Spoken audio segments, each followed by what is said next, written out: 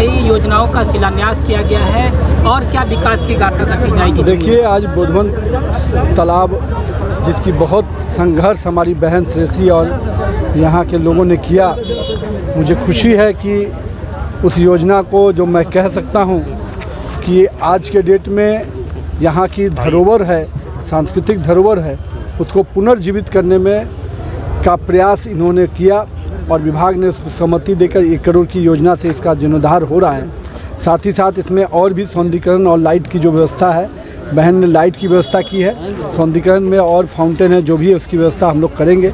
साथ ही साथ आज 2 करोड़ 41 लाख का प्रस्ताव पहले हमारे बहन श्रेषी जी ने दिया था, उसको भी इसी वित्तीय वर्ष में हम लोग स्वीकृत करेंगे। साथ ही साथ आज चेयरमैन नगर परिषद और डिप्टी चेयरमैन और ईओ मैडम के द्वारा प्रस्ताव था यहाँ के करीब 7 करोड़ की योजनाओं का शिलान्यास उद्घाटन का, उसका भी तोहफा जमुई की जनता को बिहार सरकार की तरफ से मिला है। मेरा ये मानना है कि जमुई को विकास के पैदान पे आगे लाने का प्रयास हम लोग सब कोई मिल के कर रहे हैं। हमारी जनता ने जो हम लोग को आशीर्वाद दिया है, हम प्रयास में हैं कि उस जनता के उस आशीर्वाद के बल पर जमुई को नगर परिषद को विकास के पैमाने पे ऊपर लेके आए।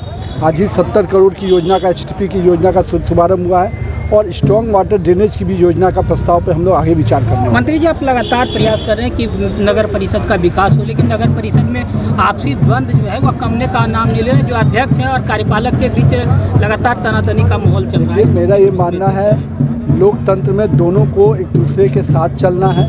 लोकतंत्र की खूबसूरती यही है कि पॉलिसी बनाने का काम जनप्रतिनिधि करे और उसके इम्प्लीमेंटेशन का काम एग्जीक्यूटिव करे और दोनों को एक दूसरे का सम्मान करते हुए सामंजस्य बनाना है। जो भी गतिरोध है उसको हम लोग बातचीत करके दूर करेंगे। पॉलिटिकल की बात करें तो लालू यादव ने कहा है कि बीजेपी की सरकार यहाँ नहीं बनने देगी, बीजेपी को सब लोगों ने देख लिया है। किस रूप में देखते हैं इस बयान? मैं लालू जी को चुनौती देता हूँ कि आपने एक बार रथ रोकने का प्रयास किया तो भव्य राम मंदिर बना, आप फिर हमको रोकने का प्रयास कीजिए। बिहार में फिर से NDA गठबंधन की सरकार बनेगी और आपका कोई प्रयास सफल नहीं होने वाला है। आपने जिस प्रकार से इस राज्य को अराजकता, जंगल राज, भ्रष्टाचार दिया है, अब जनता आप पर रहम नहीं करने वाली है।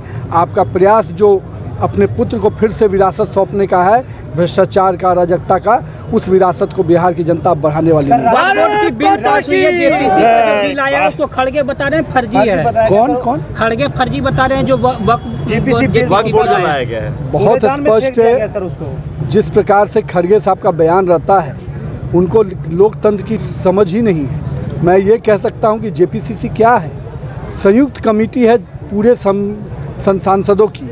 उस कमेटी के रिपोर्ट को आप फर्जी कहते हैं, यानी आप अपने ही सांसदों को फर्जी कर रहे हैं। इसी प्रकार का काम राहुल गांधी ने किया।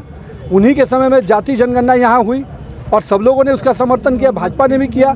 अब उनके नेता आगे कह दिए वो फर्जी है, यानी उनके विधायक और मंत्री जो उस समय थे वो फर्जी थे। यानी अपने ही नेताओं को फर्जी कहने की परंपरा कांग्रेस में है। मुकेश सहनी एक बड़ा बयान दे रहे हैं, कह रहे हैं कि 2025 में जब विधानसभा चुनाव होगा हम डिप्टी CM होंगे, मुख्यमंत्री तेजस्वी यादव होंगे। चलिए, उनको शुभकामना है, उनके सोचने में क्या दिक्कत है। दिन में भी सपना देखना चाहिए, कोई दिक्कत नहीं है। जमीन पर जो है वही सरकार बनाता है।